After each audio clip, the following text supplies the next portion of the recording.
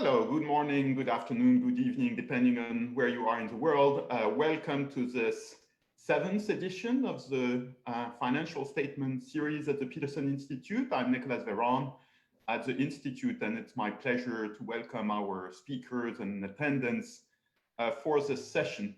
I don't say it every time, but this is really a team effort where, as I said, this is the 7th session. We're now on track to make it a permanent feature.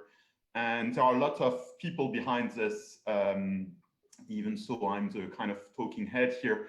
I'll mention some of them, not all: Steve Weissman, Helen Hillebrand, Jeremy Tripp, Anjali Bhatt, Rebecca Ackerman, Matt Panizari, Yvonne Priestley, and Jessica Parada, and Lily Day, who is with us behind the scenes today, all at the Peterson Institute making these events happen. I should also mention that later today we'll have another episode of the parallel series of Trade Winds, which was started before this one by my colleague Annabelle Gonzalez, and a very important discussion, I think, today with the International Chamber of Commerce represented on how trade can help the recovery. But back to our session today. Barbara Novick is the vice chairman and co-founder of BlackRock. I should say up front, and of course, that's a well-known information, that BlackRock is a generous supporter of the Peterson Institute, also of Google, where I also work, and we're all grateful for that.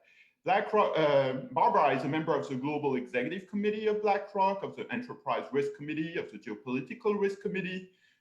She, as I said, was a co-founder, so that whole adventure started in 1988. She led global business development, marketing, client service, but importantly for our purpose today, from 2009 particularly, she led the public policy function of BlackRock. And I think Barbara, as a Wall Street Journal, recently wrote about you, that you turned BlackRock into a force in Washington, which I guess, and I should say in Brussels and other places as well. So I guess that kind of pinpoints it. Barbara has also many nonprofit activities. I won't mention them all, but obviously the one I want to mention is that she is a member of the board of directors of the Peterson Institute, and that's also something we're very grateful for.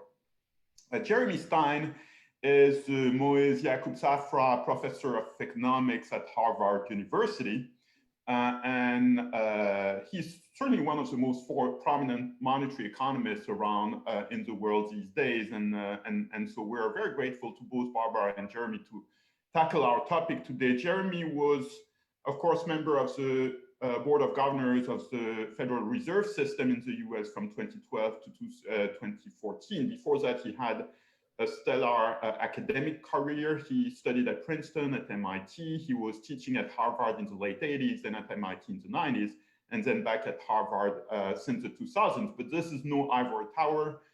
Jeremy has had many positions in policy settings. He advised the Treasury Secretary. He was on the National Economic Council. So it's not just the Fed, it's the whole machinery of US economic policy. And I should add that he's a member of the board of the Harvard University Endowment, which also has something to do with fund management and capital markets business.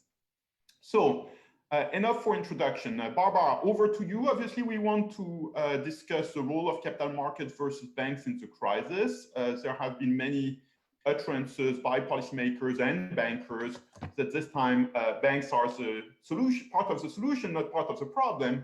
Conversely, there are a lot of different opinions about the roles market played. We had a session in this series in early July with Anil Kashyap and Peter Fisher on the market turmoil of mid-March.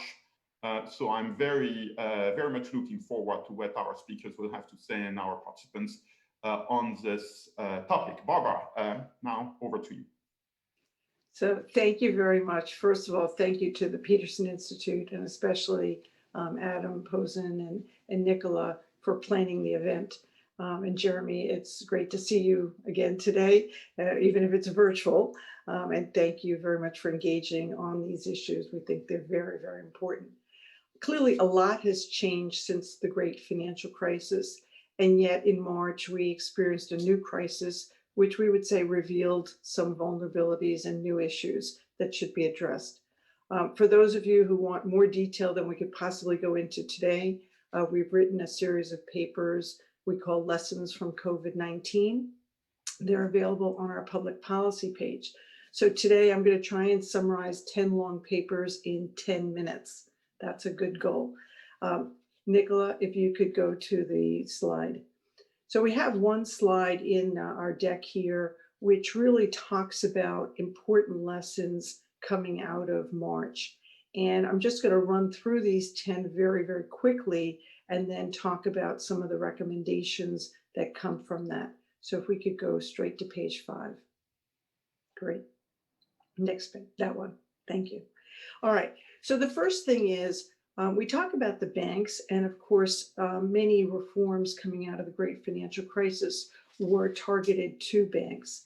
And the banks came into this very strong. It was very positive. We didn't see any issues of banks failing or teetering or in any way needing support. That's the good news. The bad news is they also didn't contribute in terms of bank intermediation, even the normal intermediation of very high quality short-term securities like commercial paper. So we need to look at that, and we'll examine that. Second is OTC derivatives. Again, a great example of lots of reforms that were done coming out of the great financial crisis. And in fact, you don't hear about problems with OTC derivatives other than some concerns about margin, and was the margin pro-cyclical, and could some things be done to tweak that area. Third area is Sorry for ETFs. interrupting, Barbara, but I'm a bit the acronym police in this series, and that's my bad cop rule. So OTC stands for over-the-counter derivatives, right? Okay, yes, I will try and be good that way. Okay, so the third area is ETFs. And why do I talk about them as a lesson is I think it's very important to understand the exchange trading of ETFs, just like OTC derivatives were moved to a central clearing platform. ETFs trade through a market mechanism, neither of which require a bank balance sheet. And we saw ETFs do extremely well where they were actually adding liquidity to the market through the exchange trading and providing price discovery on securities that really weren't, the underlying securities weren't trading much at all. So we can take some things away from those markets and hopefully apply them elsewhere. Fourth is the equity market structure. Again, lots of reforms done over the last 10 years. And so you see extreme volatility in these markets, market-wide circuit breakers being implemented 4 times in 2 weeks, plus a host of individual limit up, limit down triggers. And yet people don't talk about the equity markets being broken. They talk about them being volatile. So very, very important, those changes. Now I flip a little bit to where we saw problems. And one of the problems was in the US Treasury market. There was a study done under the prior administration, and it was a multi-agency study, and it concluded that the major broker-dealers are no longer the major market makers for treasuries. And in fact, it has moved to high-frequency traders and proprietary trading firms. And more needs to be done in the market structure area to reflect that treasuries have changed. And this was a source of a lot of the initial seizing up of the market as those individual firms step back in mass. There's also some lessons in the asset management product area. First is money market funds. On one hand, the reforms that came out of the crisis last time were very helpful in terms of creating buffers, really improving the management of these funds. The negative was there was a trigger that linked to the 30% liquidity test.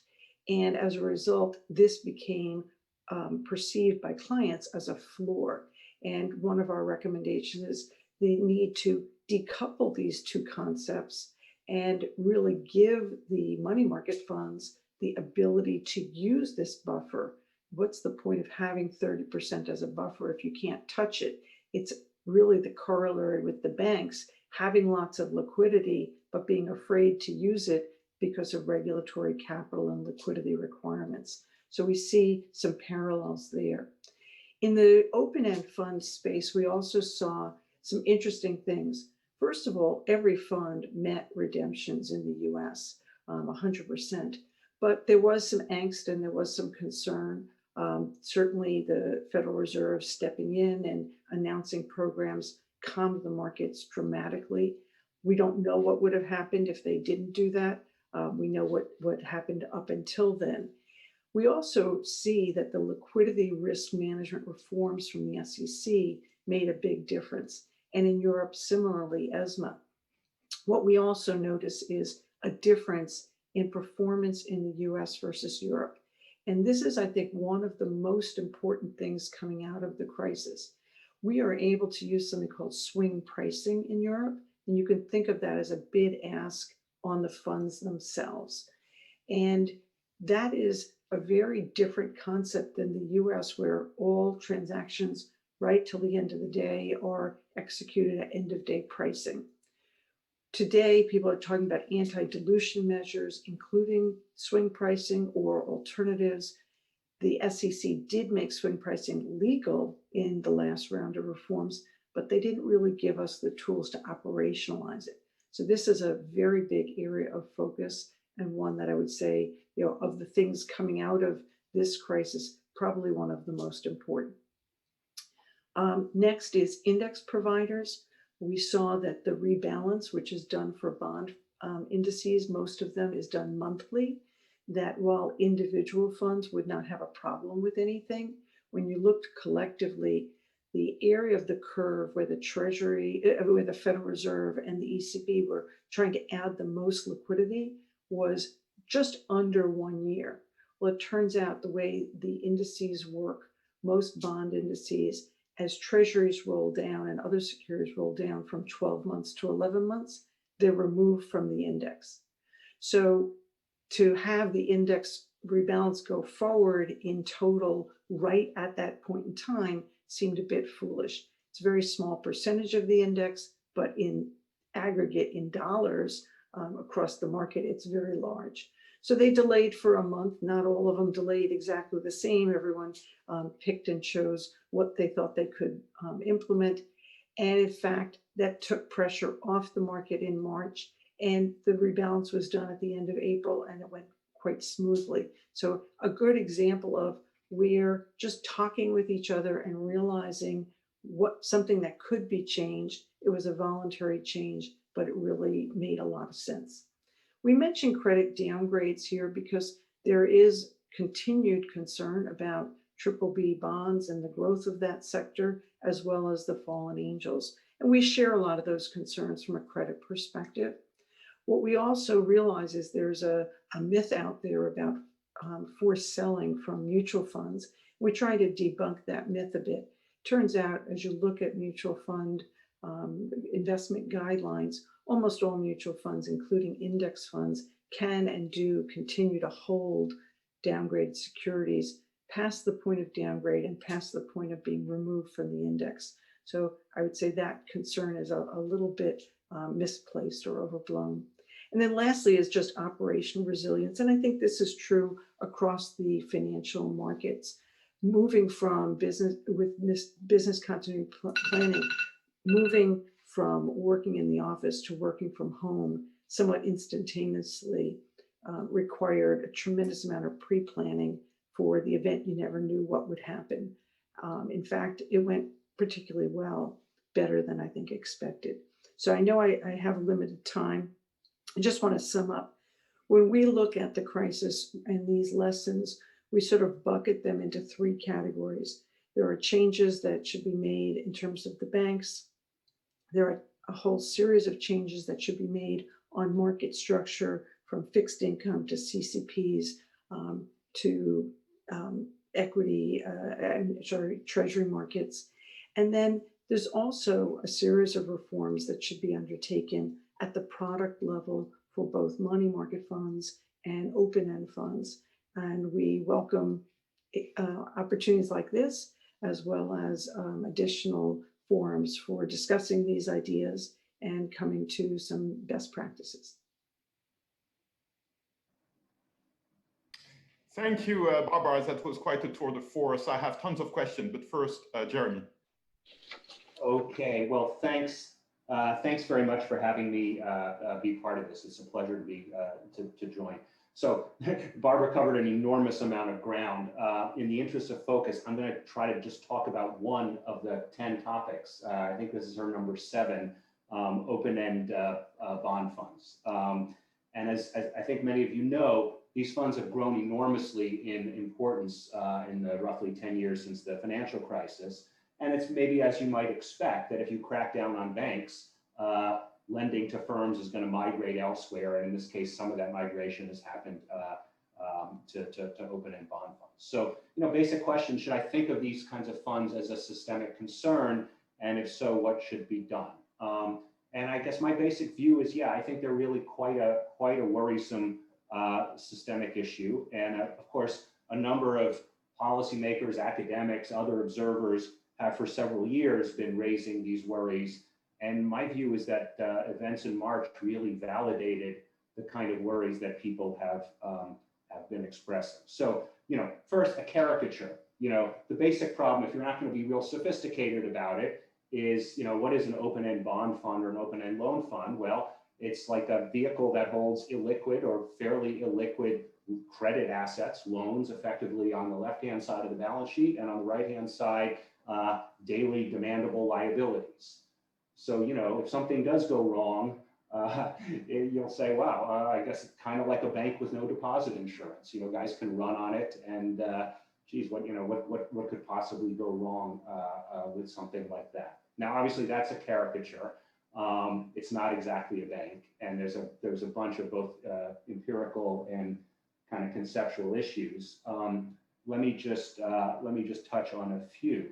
First, just in terms of the facts, as Barbara said, at some level, the system did survive a big shock. Even high yield funds managed to meet their redemptions. Now, of course, as she also said, we didn't really get to run the full experiment because things were getting quite hairy, and then the Fed stepped in. So in particular, the magnitudes, this is from a paper by Antonio Filato and co-authors, the average fund had outflows of something like 9% of assets under management the period February through March. In March alone, the sector had over 300 billion of outflows. Think of that as a roughly 8 sigma event. So the next closest, comparable to my 9%, around the taper tantrum, about 2% outflow. So really very, very significant, very significant pressure on the system. If you spoke to anybody in industry, sort of critical weekends in March, there was quite a bit of fear and a bit of sense of this could get really very, very ugly. And then of course the Fed steps in very aggressively and very promptly with the primary and secondary market credit facilities on March 23rd. On April 9th, they expand the program, say they can buy fallen angels, and you get an immediate and very sharp reversal, both in credit spreads, which had spiked dramatically, and in outflows from these funds, which begin to reverse. So it's the timing is extremely clear that the Fed basically stepped in and turned the tide. So I think you didn't get to really run the experiment, and I think also it should be noted, I don't think you can expect, or I would hope that you can't expect the Fed to step in next time. This was quite extraordinary. COVID is extraordinary in the sense that it's a little bit like an alien invasion, right? It's not a shock originating in the financial sector. So some of the political economy things that would normally make it hard for the government to step in, all the concerns about moral hazard were at least to some extent mitigated. So you got a very quick and forceful response. And again, we don't know what would have happened absent that very, very quick and forceful response. My own intuition is that it could have gotten, again, quite bad. What is the role for policy here? I think, first of all, this is systemic in the sense, it's not because you're concerned about investors losing money. I get the consenting adults kind of argument. We're not worried about investors. We're worried about the externality that when there is a fire sale and spreads, go up very, very sharply, those higher spreads become the cost of credit for people in the economy. And much as we care about banks because we care about credit supply, this is sort of very similar. It's a very important form of credit supply for the economy. And so we worry about it for that reason. Now, to think about policy, I think you have to think about what the mechanism is that creates these run-like dynamics. Now, the classic answer is that there's a first mover advantage. Because these funds have a liquidity buffer, and because they accommodate withdrawals first immediately out of cash, basically, the NAV doesn't decline. And so if you get out early, right?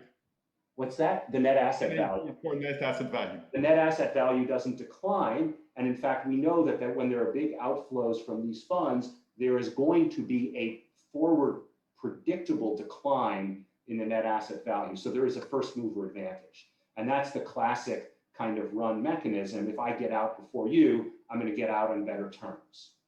Now, if that's your diagnosis, I think Barbara's sort of policy idea of swing pricing is exactly the right one, which is you don't want to have essentially a cross subsidy from those who are leaving early, or to those who leave early from those who stay behind.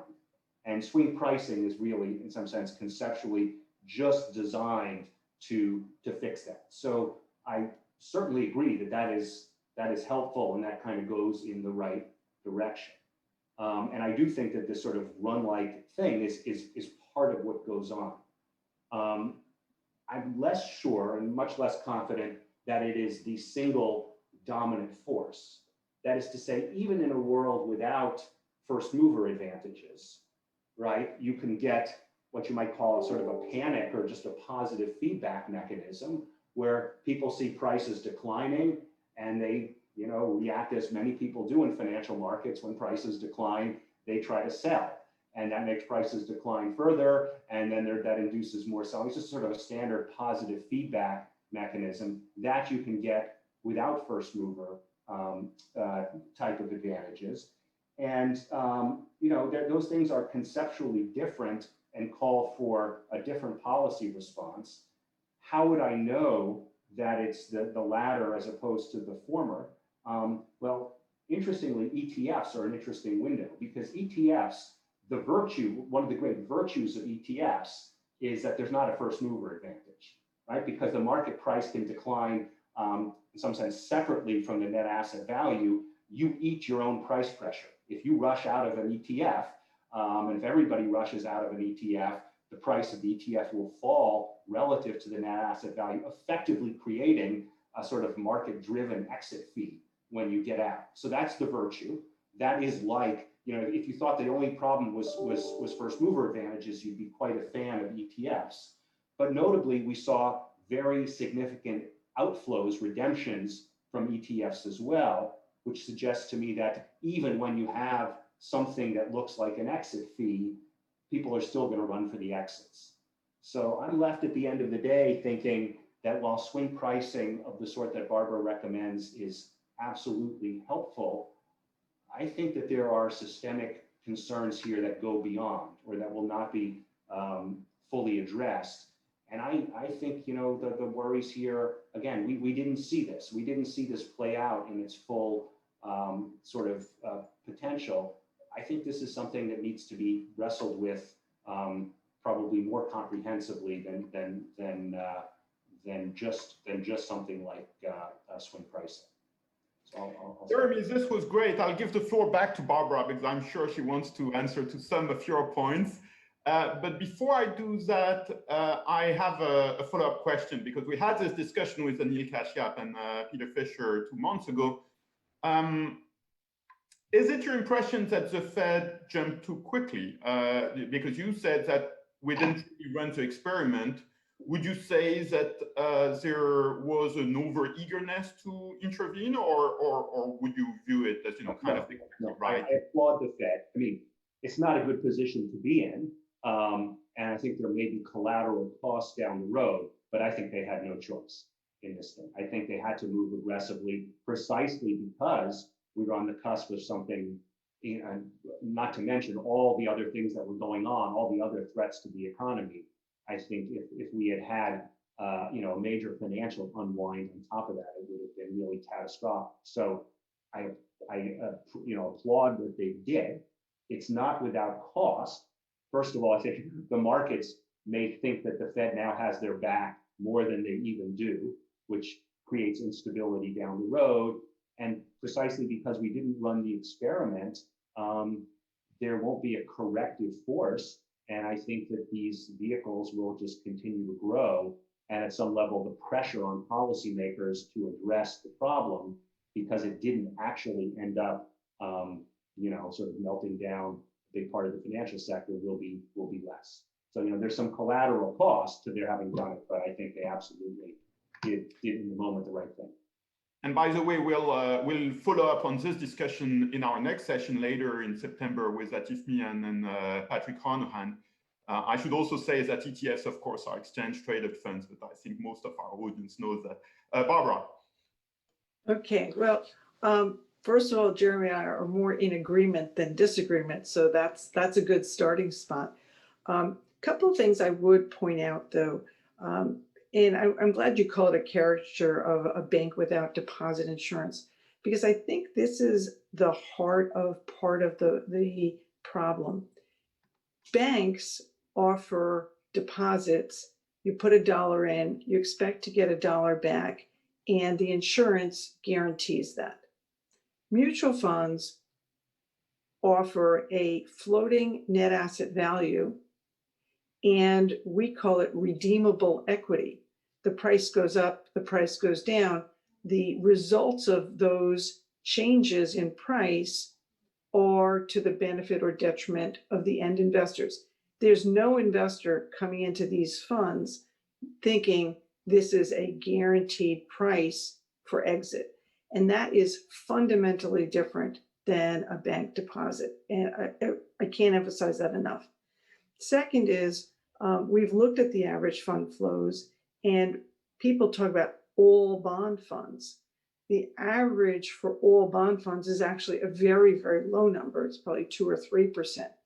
The number Jeremy cited is specifically for high yield bond funds. And I think we need to also bound the discussion a little, because people conflate the growth in asset management in general and come up with these spectacular numbers. But the average bond fund holds a huge amount of treasuries, of agency securities, of things that are incredibly liquid. And to think that those, that's like the 1,000-year flood. If those funds ever had a problem with liquidity, we'd all be dead, like it would be the nuclear war or something. So I think we should focus the areas where people really have concern, high yield bank loans. Where were there, really larger outflows and less liquidity? In terms of the Fed stepping in, I got to say, I call it swift and bold, and I give them unbelievable credit. And it wasn't just the Fed, it was the Fed, the Treasury, the SEC working hand in hand in a way that was, call it beautiful to watch. That whatever we want to say about FSOC, the relations that have been built up over 10 years really paid off. And it wasn't just a US phenomenon, it was a cross-border phenomenon. Look at some of the Fed programs with swap lines to central banks. You look at the ECB programs. This was incredibly well coordinated, very decisive.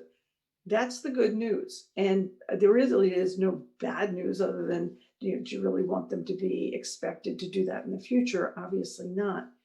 But what's interesting, and we're just getting our hands around this now, is the announcement of the programs is what calmed the markets down, not the programs themselves. There's almost no take-up of most of these programs. It's like minuscule. Some of them, it's zero. So the announcement and the knowledge that the Fed would be there, and it's part of this, the experiment never really played out, just like the experiment didn't play out of what if they didn't come in.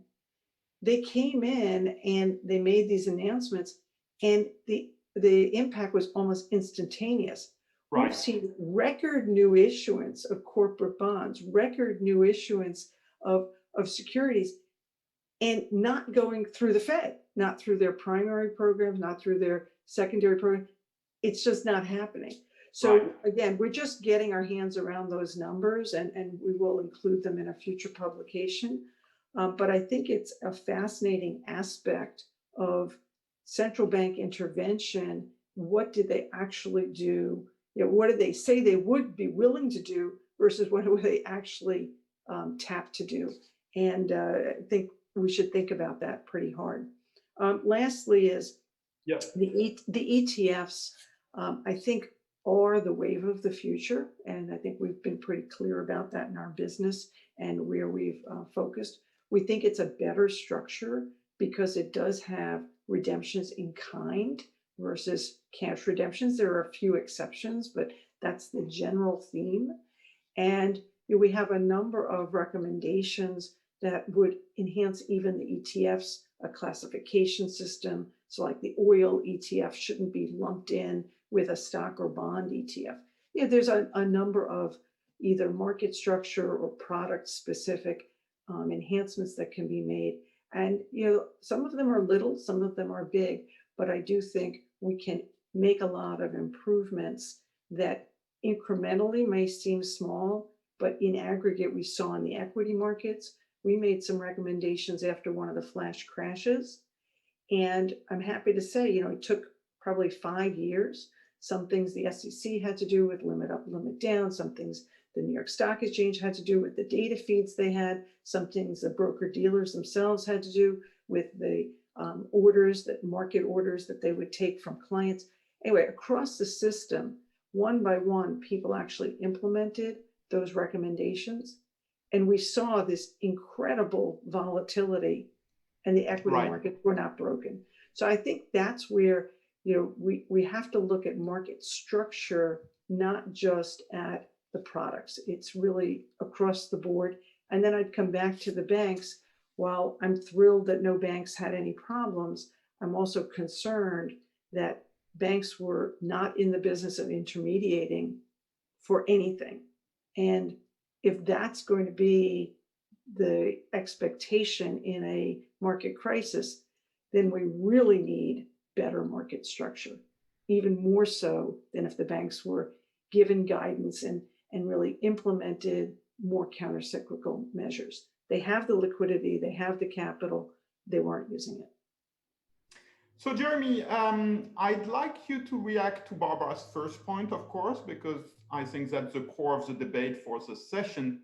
But also if you want to say something about her very last point, the need for further effort on market structure. Also, if you have any view on non-US aspects of that in Europe, in Japan, in other places, that would be very very interesting for the rest of us.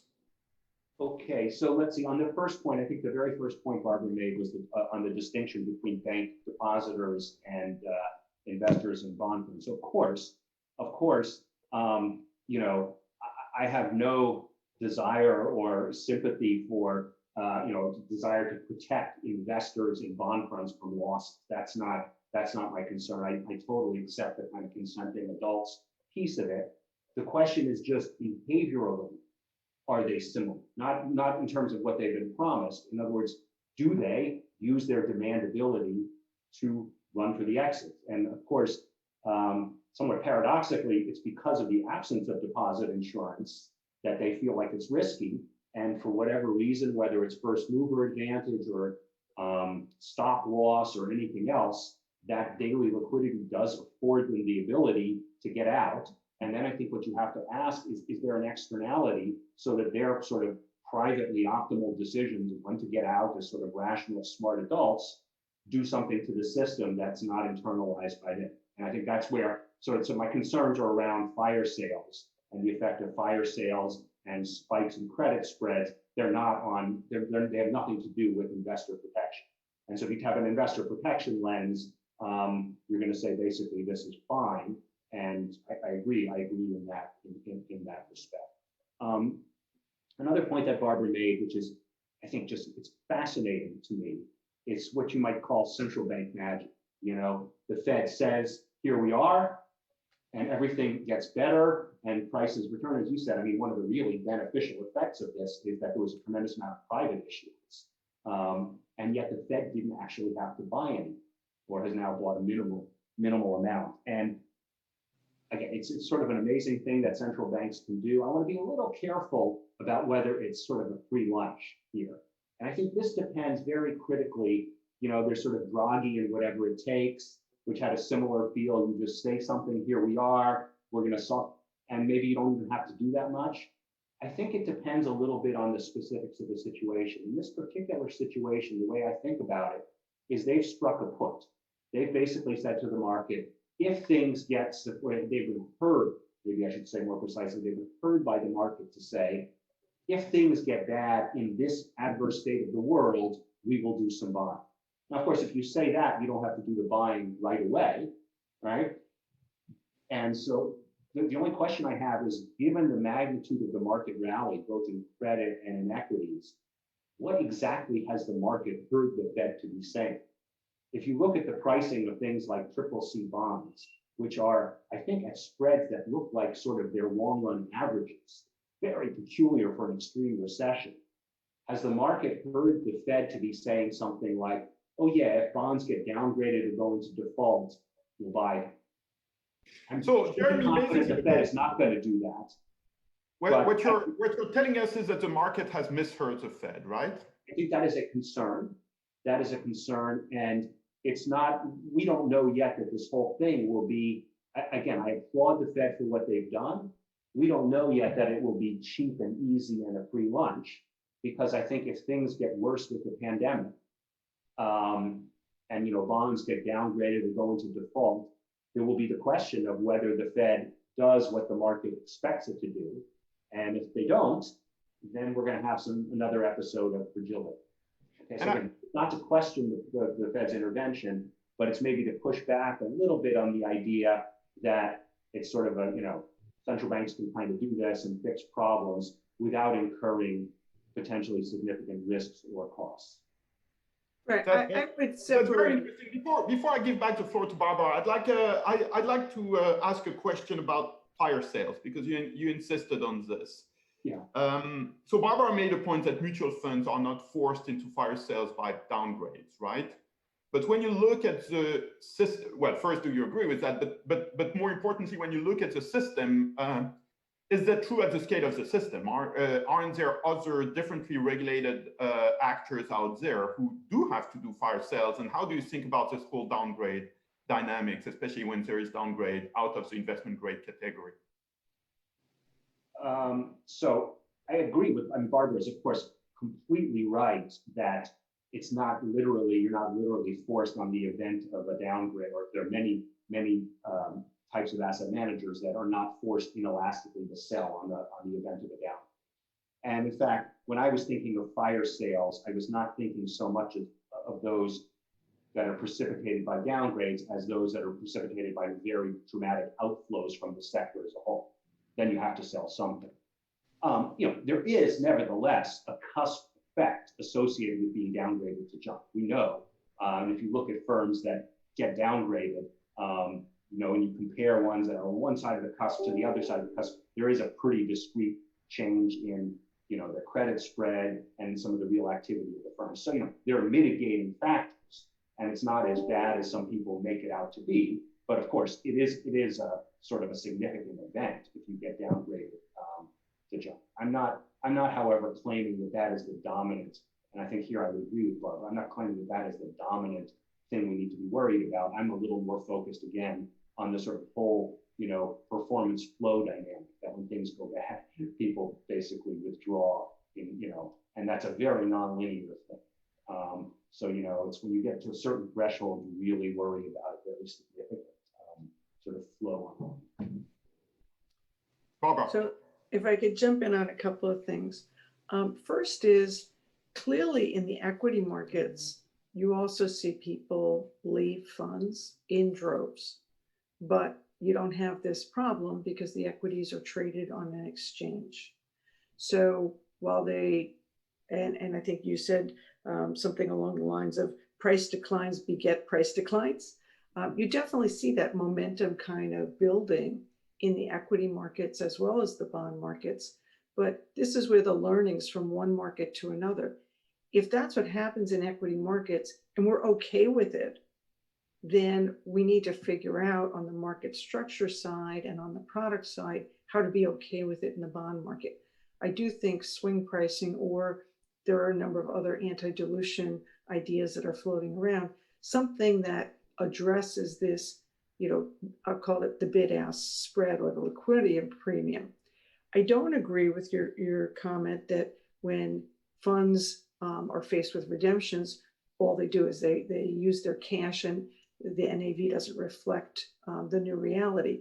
In fact, the NAV, the net asset value of the fund for Nicolas, should be adjusted based on prices. Now, in bonds, we would say some of those prices might be stale, some of the, might be lagging. And you saw that in the ETFs, right? So the ETFs were price discovery mechanisms. Some people are now saying after the fact, oh, look at those discounts, that was a problem.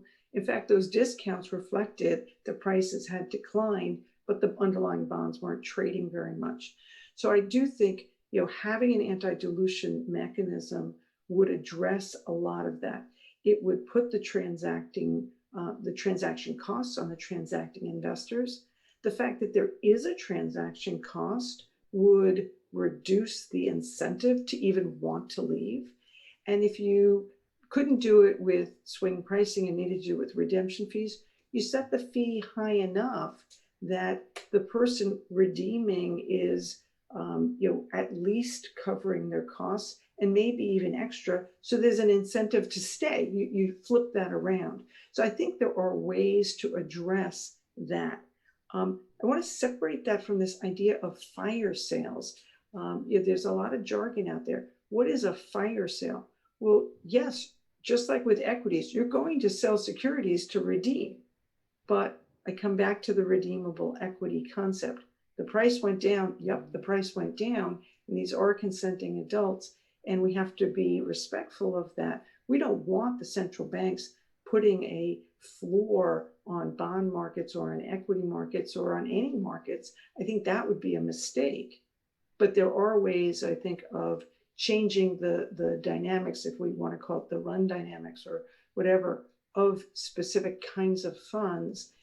The SEC has already done a lot. I think the liquidity risk management rule, which created this bucketing concept, it was how we already managed our funds.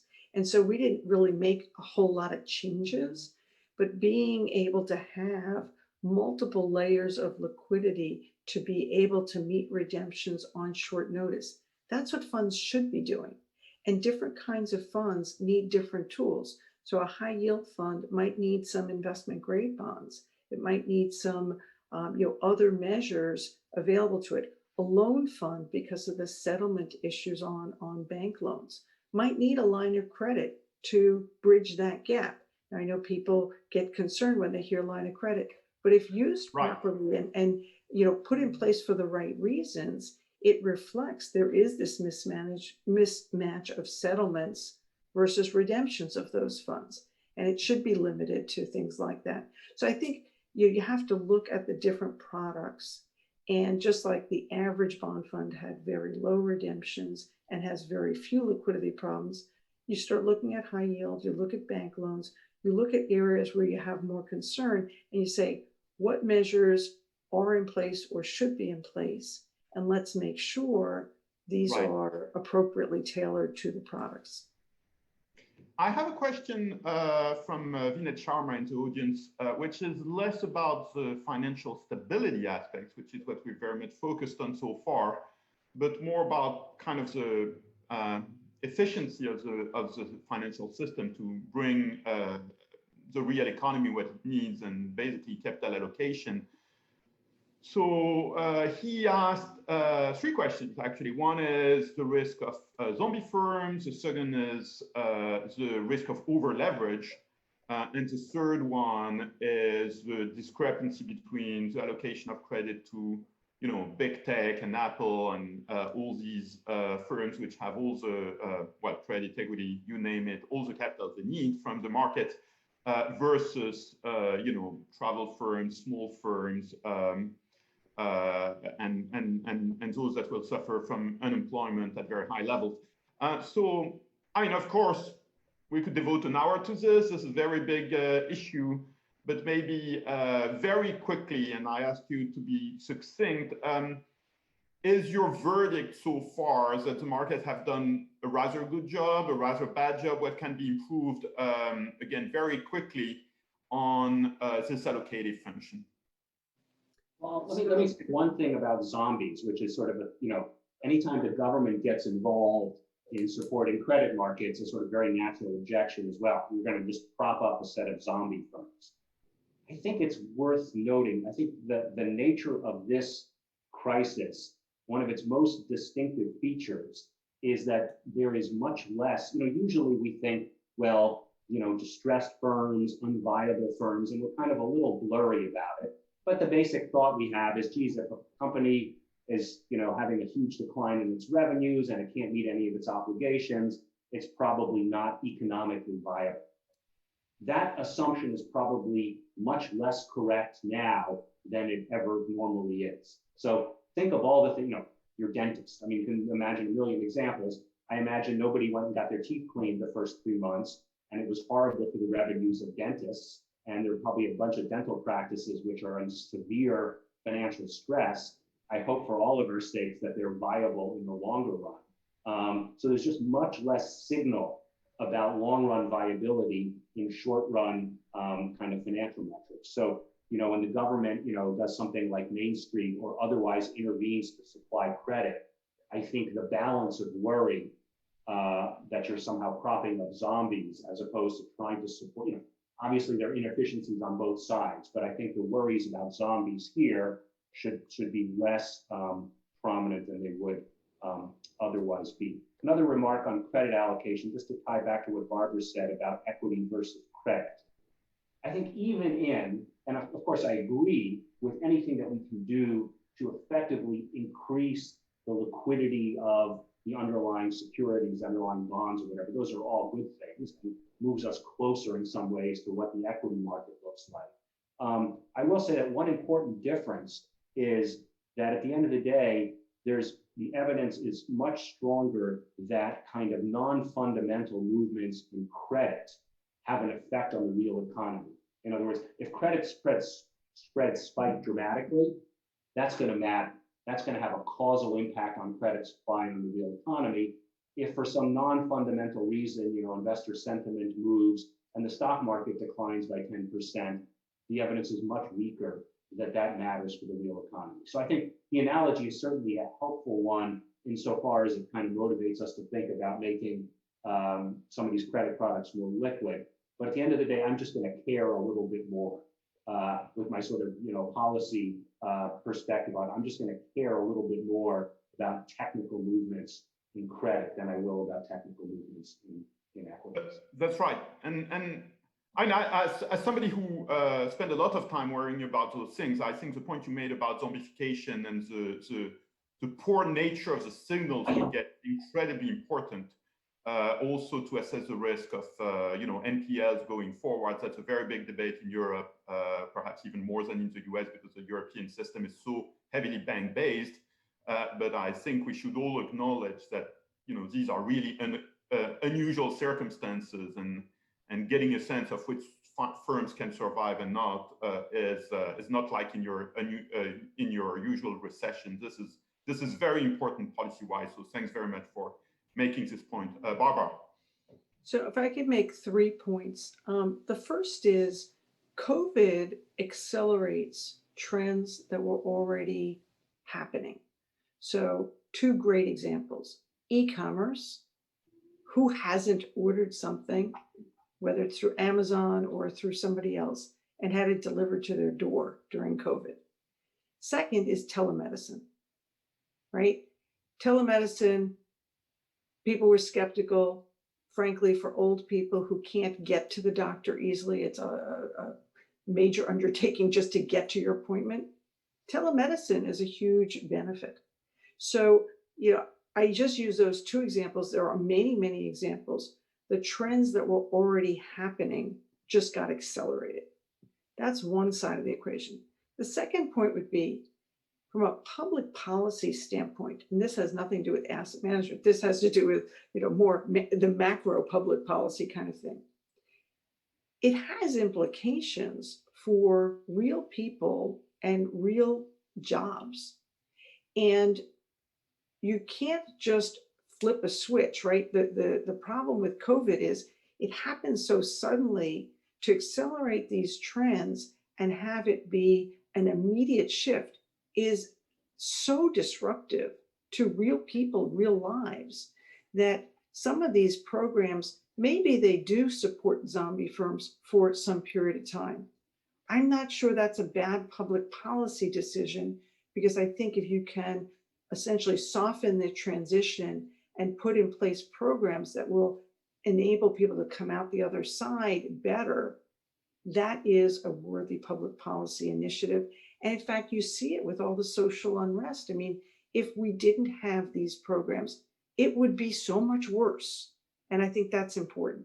And then lastly, I would come back to some of the differences between Europe and the US is the dependence in Europe on bank finance. So if the bank isn't going to make you a loan or can't make you a loan, that's a problem. Market finance is a big positive in the US market, and the diversification away from banks and even within market finance, the very myriad of vehicles, so many different kinds of firms, so many different kinds of products, that's a good thing. And I think adds a level of stabilization versus a very concentrated number of providers, very concentrated set of rules. And I think we want to be careful that whatever policy changes get made, we don't damage that positive in the process, and find that balance.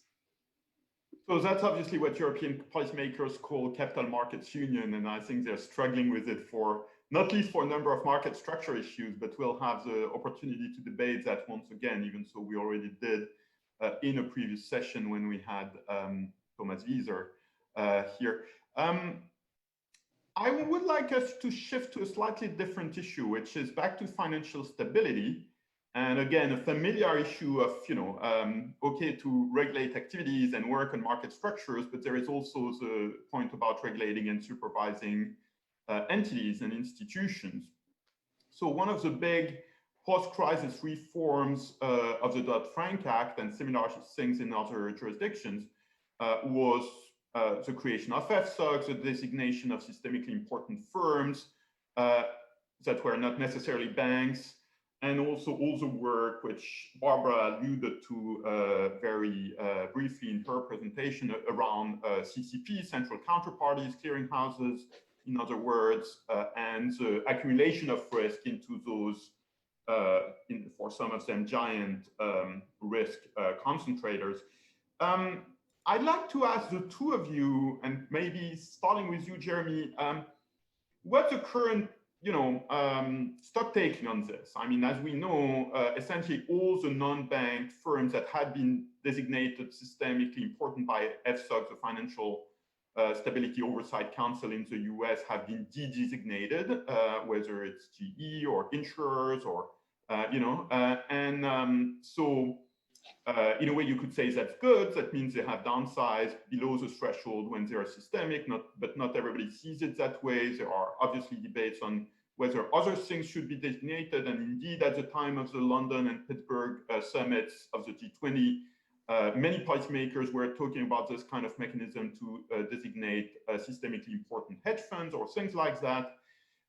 So I'd like really to have your view on, what is the next step of thinking about this, leaving aside the short-term political economy stuff and the election. I'm not talking about that, but really in terms of how you look at the system. Jeremy and then Barbara.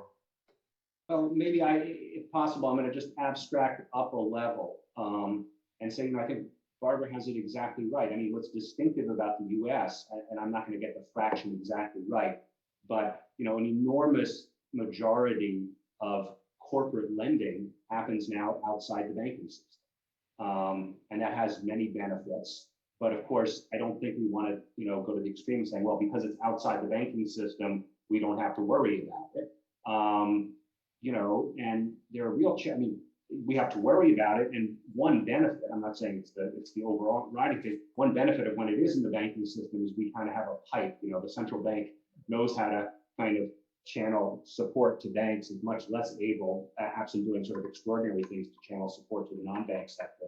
The central bank and governments, because that's what European governments have done with guaranteed loans and things like that. I think, my overarching thing is we just haven't really come to grips with this very basic fact that, something like, I think the number is 80% of corporate credit happens outside the banking system. It happens through a variety.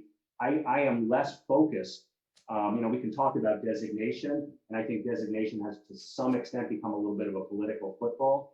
I think, like Barbara, I would be more, my first order focus would be not on institutions, but on essentially market arrangements. So I'm less concerned with BlackRock as an institution and more concerned with, open-end funds, ETFs, independent of exactly which, organization they sit in. And I just think we don't have an overarching sort of intellectual framework. We don't have a regulatory framework. I don't think anybody thinks the FSOC has been a resounding success. I don't know, whether sort of moving those deck chairs around is the solution. But I think, at a higher level, I don't think we have sort of a consensus. And I think this discussion already kind of illustrates, we sort of know what we at least want to do with the banking system. We have kind of a sense of, capital regulation should look broadly like this, and we can argue about the parameters, but we don't have that analogous thing. And I hope I think that's just very, very high on the agenda. And then we can think, once we have a sense of what it is we want to do, we can think about what's the right organizational design for implementing.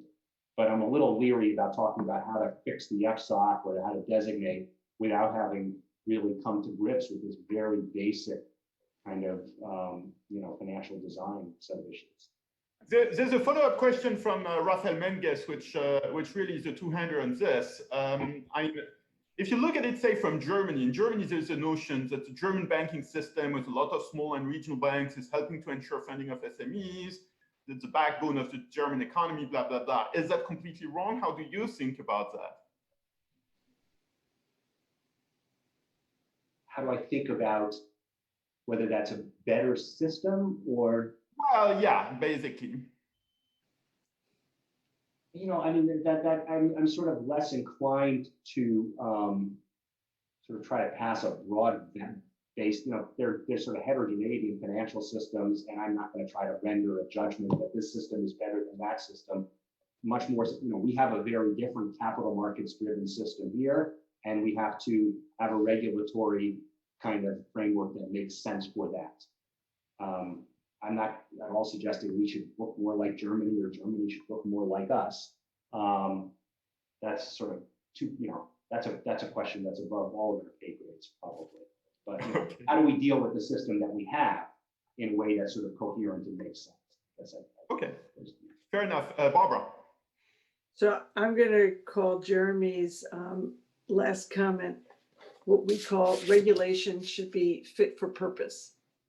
So it's not that one country has it good or one country has it bad, but in recognition of the different systems and the different norms. And this is true whether it's in stewardship, it's in asset management products, in so many ways that the regulation and the regulatory framework has to be fit for purpose given those norms. But coming to your original question of designations, I'm going to use two examples which we used a lot during the conversations in the early 2000s when people were thinking about entity designations.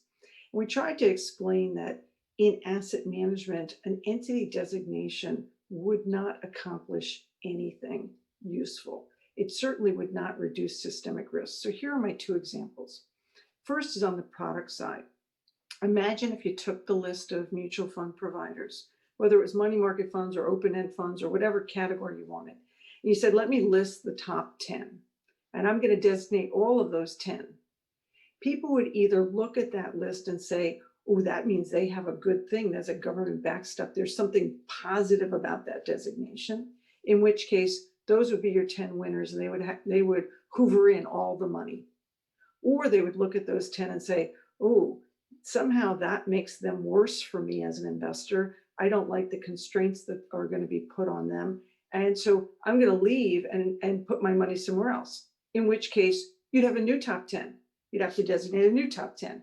So it would shift money around without reducing systemic risk. It would simply pick winners and losers. I can't tell you what the rules would be, so I can't tell you who would be the winners and who would be the losers. But I do know it would be about moving money, not about changing risk.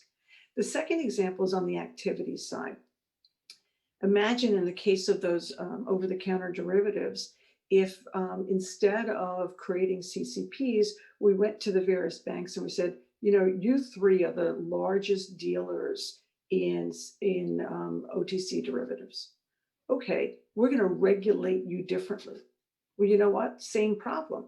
Either I, as an investor, look at that and say, I like that regulation, and that gives me more comfort. I'm only going to do business with those three, in which case they become gargantuan size and even more concentrated. Or people look at it and say, oh, that regulation is no good. That disadvantages me. I'm going to go to someone else on the list, in which case you're just making a different three big. So the challenge in asset management and in capital markets is very different than the challenge in banks, where they have a balance sheet. They're using their own balance sheet. Even in insurers, you could say they have a balance sheet. They're using their own balance sheet.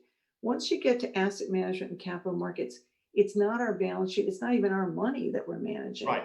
And so the shifting of money around doesn't seem to be a particularly good public policy goal.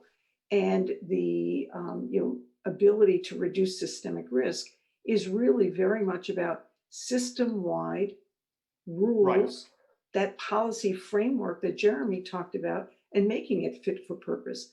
I'll also just mention two other things. We're actually at the end of our 1 hour time, so if you can make them extremely succinct. Very quick.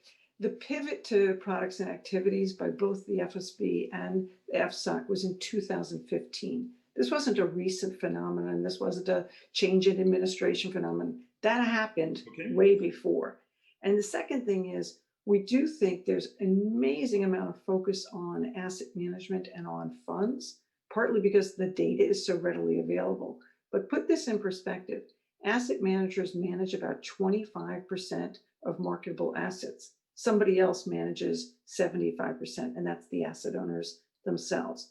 Within that 25%, about half of it is mutual fund, about half of it is separate account. So if we really want to understand the ecosystem, who buys, who sells, who's a forced seller, all these things, we have to widen the aperture. We have to look at a whole range of non-banks participants, from insurers to sovereign wealth funds, to pension plans, to family offices, etc. And I think that work hasn't been done yet and is really very critical. Actually, that's a great follow-up question to end our session. Jeremy, obviously the Office of Financial Research was set up to do a little bit of that. But I think the lesson is that this is really a job for the Fed. Is it your impression that the Fed has all it needs to oversee the system beyond the banks? Well, I'm not sure. I'm not sure I accept the premise of the question, which is that it's a job. It should ultimately be a job for the Fed to oversee all these aspects. On the one hand, I think it's quite common for people to complain, well, the SEC oversees, for example, the bond fund sector, the mutual fund sector, and they're not a systemic regulator. They don't think of things systemically. I'm not sure that I want the conclusion to that to always be give it to the Fed.